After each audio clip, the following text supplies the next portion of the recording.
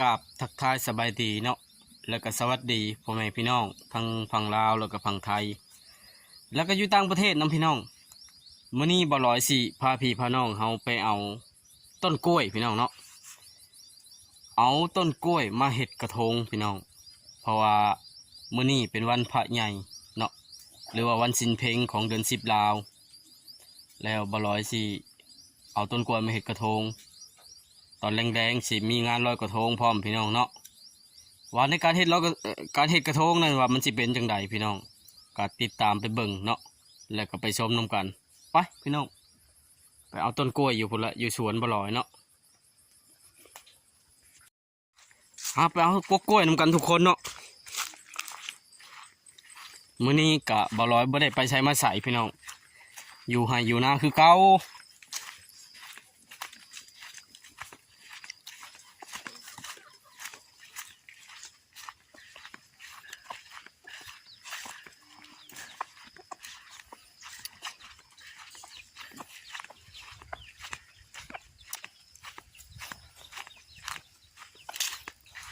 มื้อนี้บรรยากาศแจ่มใสดีพี่น้องเว้ยเบิ่งสภาพอากาศก็อยากย่างเข้าช่วงเดือน11แล้วเนาะ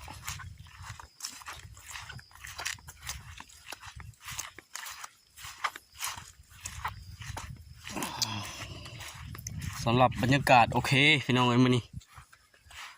อยู่ตามทงตามท่าเส้นเก่าเส้นเคยเนาะ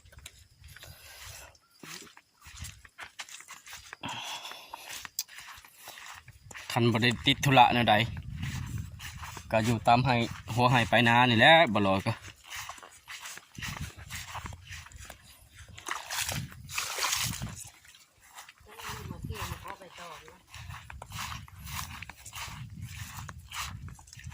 อยากหกในพี่น้องเอ้ยทางเข้าสวนกันเนาะ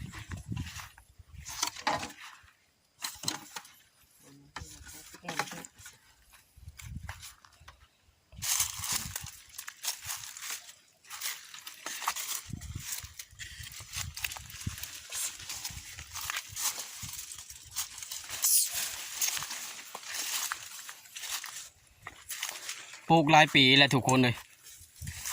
มันก็บ่จะงามบันไดต้นกล้วยกันเนาะตัวนี้มักกล้วยกำลังอันนั้นพี่น้องหากระชุดเนาะ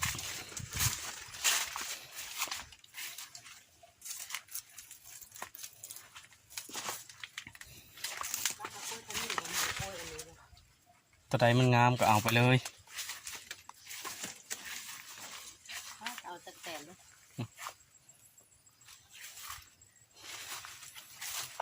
สำหรับต้นนี้กำลังถอกทุกคน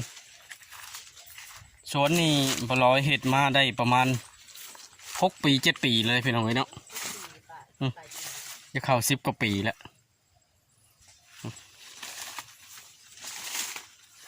กอไหลพี่น้องกอไหลงามๆที่บ่ร้อยได้ปลูกไว้แล้วต้นกล้วยนี่คือกันพี่น้องเลยบ่ร้อยปลูกไว้คือกันเนาะ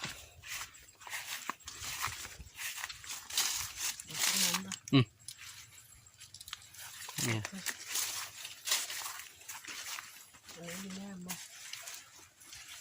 เอาต้นนั้นละ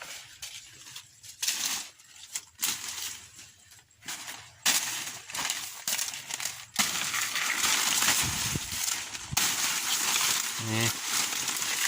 ว่ามันสิเป็นพุกห่างจังใดพี่น้องเนาะและมันสิงามสำใดกะให้พี่ให้น้องเขาหับติดตามหับชมกันต่อเนาะ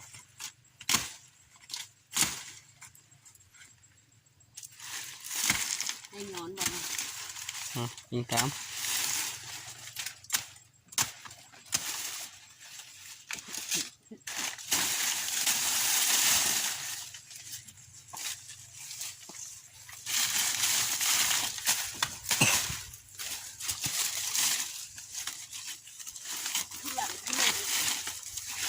ปอกหมูปอกเสียโอเคอยู่ปอกเปลือกที่มันหนาออก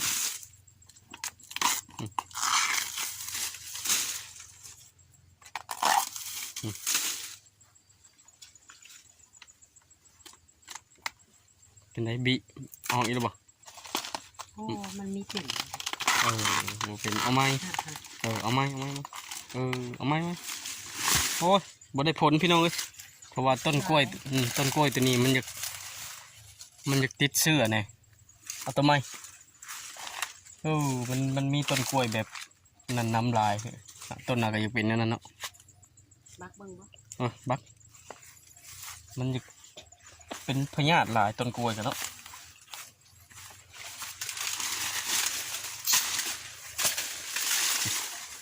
บักบางลำใหม่ก่อนพี่น้องอย่าบักลำดีๆโลดกับยันมันเสียหายเนาะโอเคป่ะคือสิโอเคป่ะตัวนั้นตัวนี้เนาะแม่นป่ะ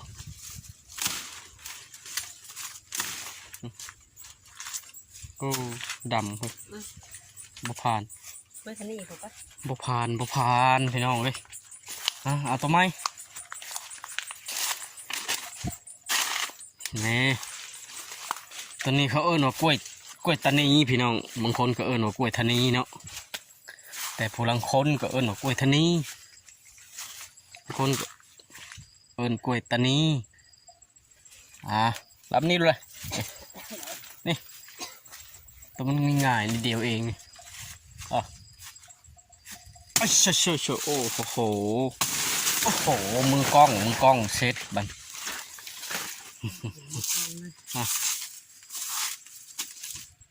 แล้วก็ประมาณก็ได้2 อันลงอีกโอ้ลงไปเงาใหญ่มันทั้งใหญ่ขักเลย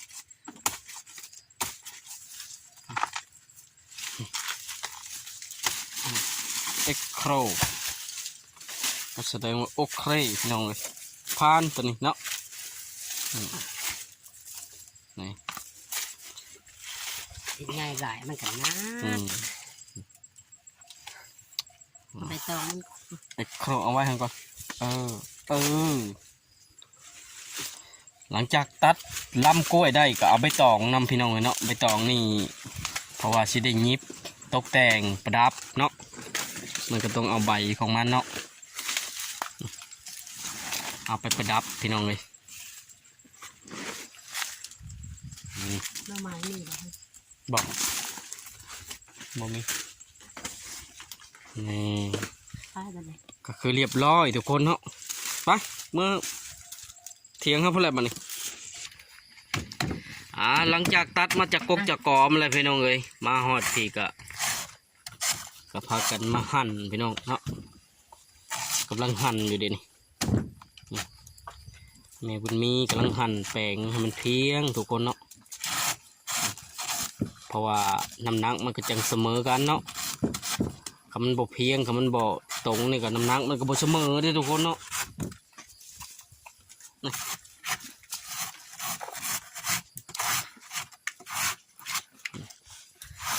สวยแจ่มเลยพี่น้อง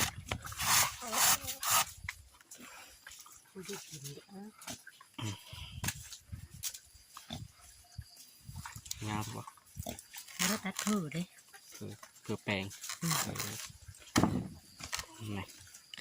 กำลังหั่นอยู่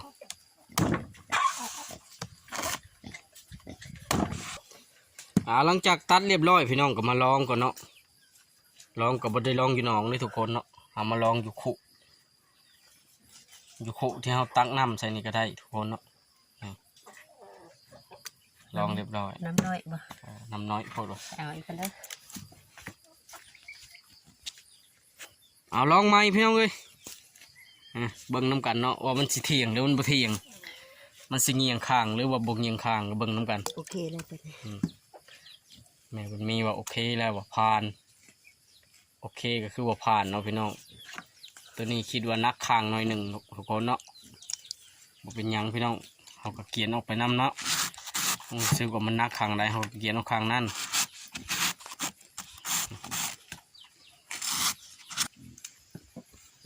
ลองหมดคู่อันแล้วพี่น้องเลยก็มีแต่ตัวผ่านเนาะหลังจากนั้นก็ไปตามขั้นตอนมันทุกคนติดตามต่อไปเนาะหลังจากมันได้หมดคู่อันแล้วพี่น้องเลยลองทดสอบเบิ่งแล้วก็มาอันนั้นใบตองเนาะมาจีบใบตองตัวนี้ครับเป็นเข็มพี่น้องนี่ตัวนี้หันเหลาแล้วแต่บ่ร้อยบ่ได้ให้เบิ่งเนาะบ่ได้เหลาต ตอนเหลาเฮาบ่ร้อยบ่ได้ถ่ายเนาะแต่ตอนเหลาแล้วบ่ร้อยจึงได้ถ่ายเบิ่งเนาะบ่เป็นหยังพี่น้องเอ้ย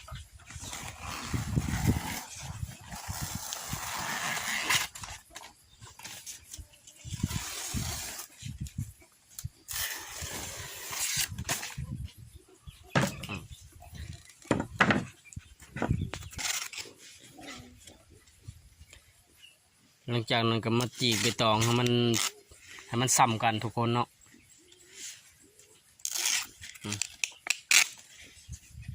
จะได้บ่งามก็ฉีกออกไปพี่น้อง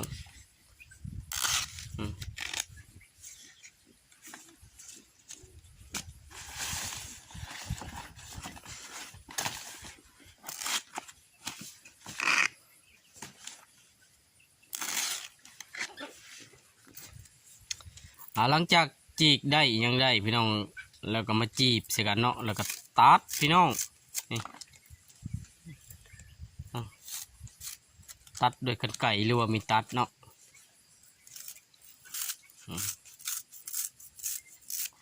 ตัดให้มันกะให้มันพอดีพี่น้องนี่ตัดเรียบร้อยทุกคนแล้วก็มาตัดอีกเพราะว่ากระทงอันหนึ่งมันก็ใส่ใบตองหลายเติบพี่น้องเลย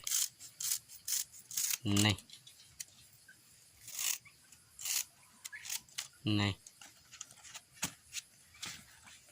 โอเคเนาะก็เตรียมเข้าสู่ขั้นตอนประกอบพี่น้องเลยอันดับต้นก็คือพับแบบนี้พี่น้องใบตองเนาะนี่เอาแบบใดแบบจุ๋ยๆก็เนาะ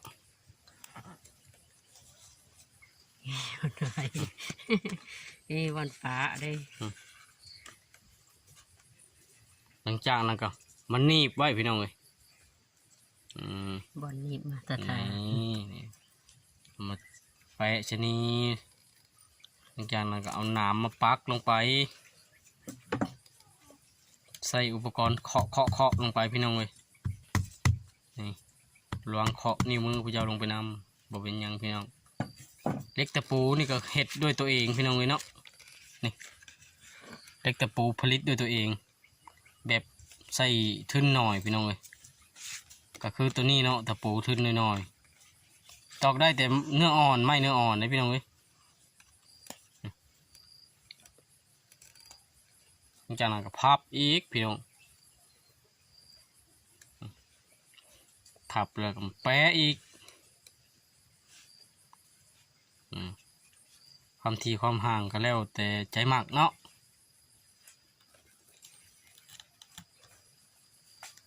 จากนั้นปักลงไปอีก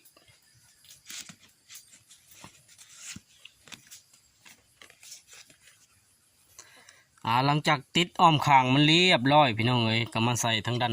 านหน้าของมันเนาะก็คือแบบนี้พี่น้องลักษณะมันเบิ่งน้ำกัน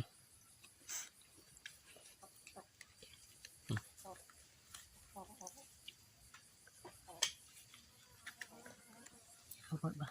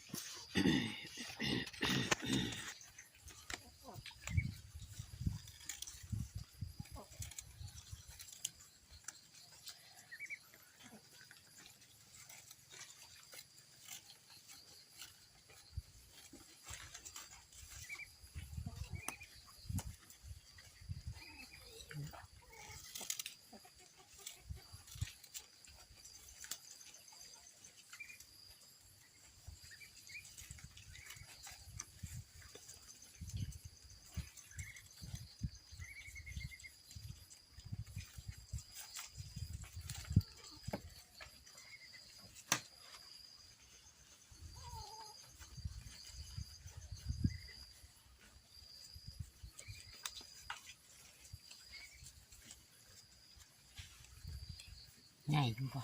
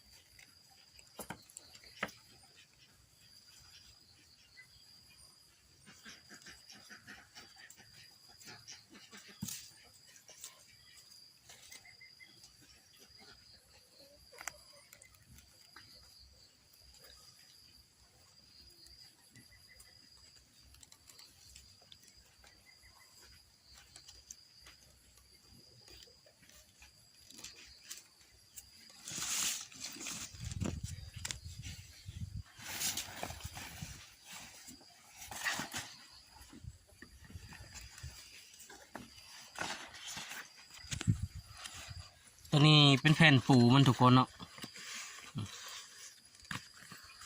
บริเวณนี้ก็คือเราใส่หยังก็ได้พี่น้องเนาะบ่จะเป็นเราติดเทียนบ่ติดธูปปักธูปปักหยังได้หมดพี่น้องเลยหลังจากนั้นก็มาพับอีกบัดนี้ พับตัวนี้มันอาจจะเป็นอันติดแอวมันได้พี่น้องเลยเนาะ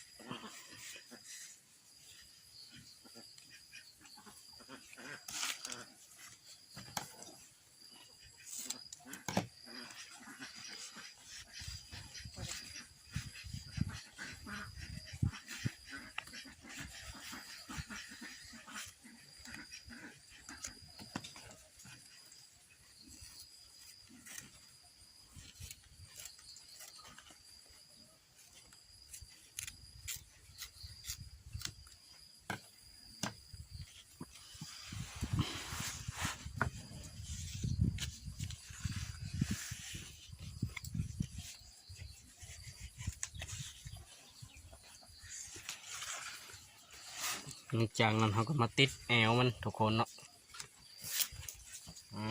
เบิ่งใกล้ๆน้ำกันพี่น้องเลยจังน้อยสิบ่เข้าใจเนาะ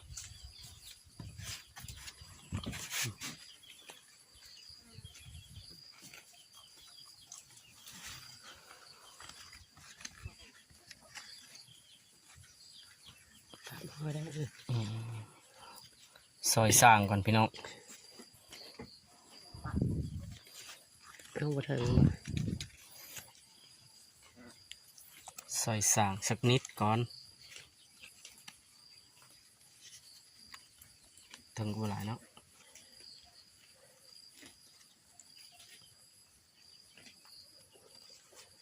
เอาตัวนั้นมาปกได้บ่ เอาตัวใดตัวนั้น ตัวนี้ได้ ชีวิตมานี้มันก็เท่านั้นล่ะ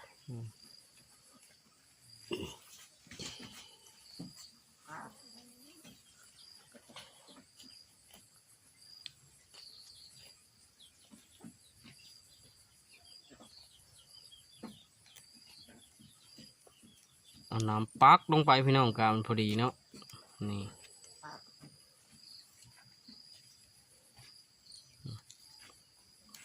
ปักลงไปอีกตัวนี้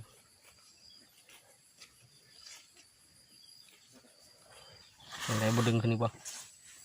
ลอยบ่ตัวนี้บดลูดขึ้นบ่ยังขึ้นบ่เสียงลอยบ่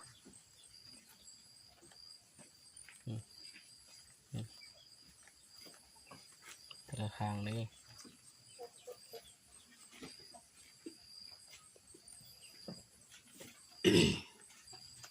ใครพอเลยก็ยังจะน่าจะได้แล้วล่ะ ปักนี่ยังมันรูดลงไปเอาน้ำปักใช่ไม่ได้ปักตัวบอลมันจอด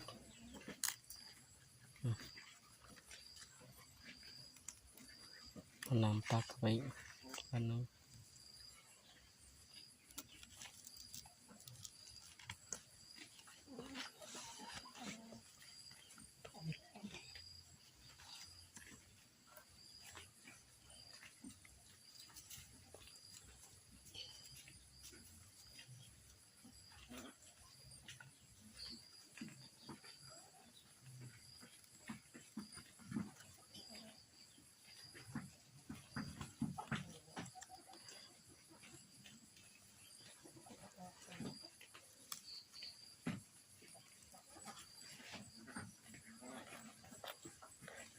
เรียบร้อยไปแล้ว1 อัน ก็แสดงว่าเรียบร้อยพี่น้องเนาะก็มีแต่ตกแต่งมีแต่หาดอกไม้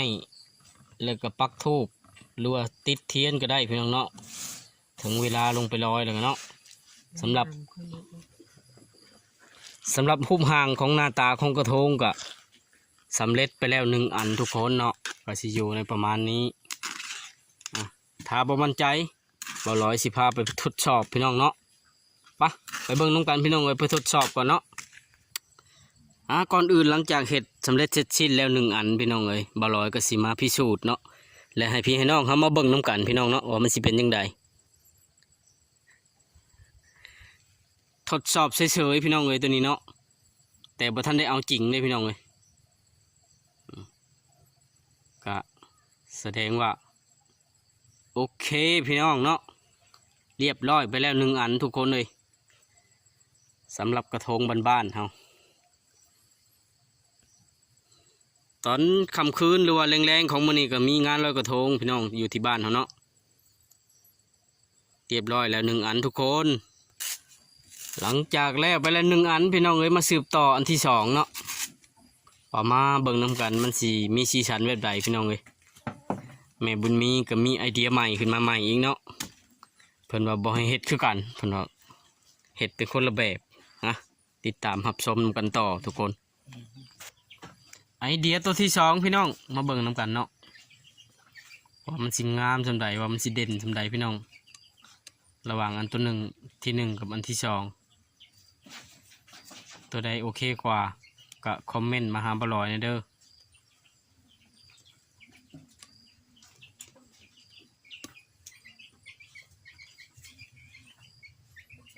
ช้ำเดียวว่ะ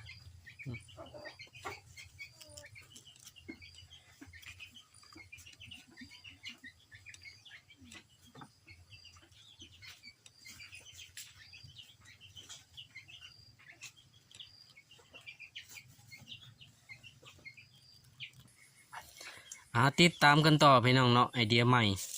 กระทงอันที่2ไอเดียใหม่นี่มันสิลักษณะมันสิเป็นจังซี่พี่น้อง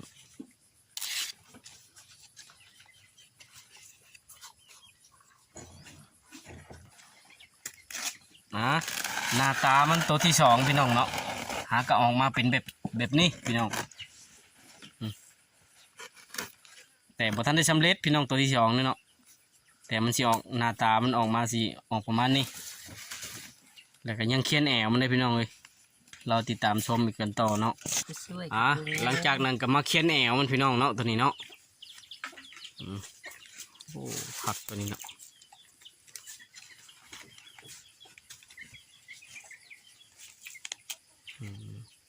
มันเข่งๆตัวใดก็แห้งดี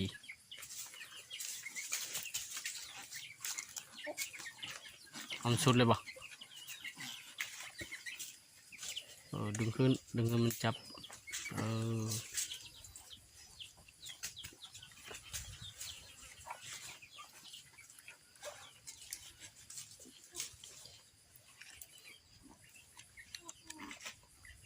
เนาะ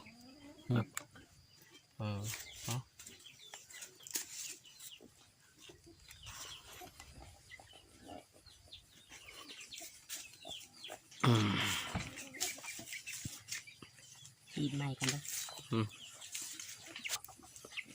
ใกล้จะสำเร็จแล้วพี่น้องตัวที่2เนาะกำลังตกแต่งองค์ทรงเครื่องมันอยู่พี่น้องเลยต้องมาใส่เครื่องงามไปใช้มาแล้วเข็มคอย เข็มมุดแทงเข้าไปพี่น้องแทงเข้าไปอีกแทงถึกมองจากนั้นก็มาแทงข้างนี่น้ำมาตัดอันนี้นี่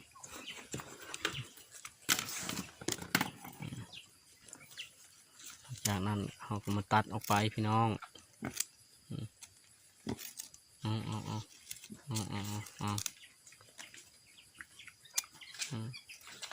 โอเคเสียบอันนึงนี่เสียบรูดลงเข็มมุดค่อยมุดแล้วนี่ค่อยเอาไม้อีกคน จะเอาลงไปแล้วนะผูน้ำตื่นๆหนึ่ง ตัวนี้ก็สำเร็จเสร็จสิ้นทุกคนเนาะบัดนี้เนาะมันก็สิออกมาหน้าตาเป็นจังซี่พี่น้องนี่ไอเดียแต่ละอันบ่คือกันนะพี่น้องเลยกระทงเนาะนี่แหละตัวนี้มันสิออกมาแบบนี้รูปแบบของมันนะพี่น้องเลยมันสิออกมาแบบนี้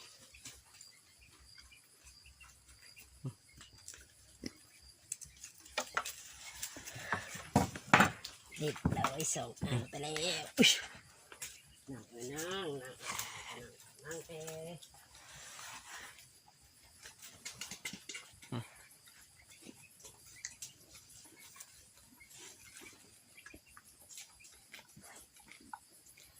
บ่แน่ใจกะตัวที่สองบ่ลอยก็สิไปลองให้พี่น้องเขาเบิ่งเนาะ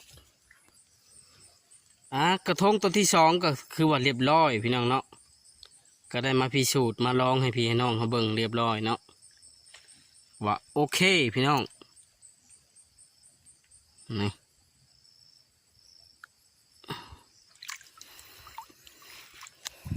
โอเคทุกคนเรียบร้อยพี่น้อง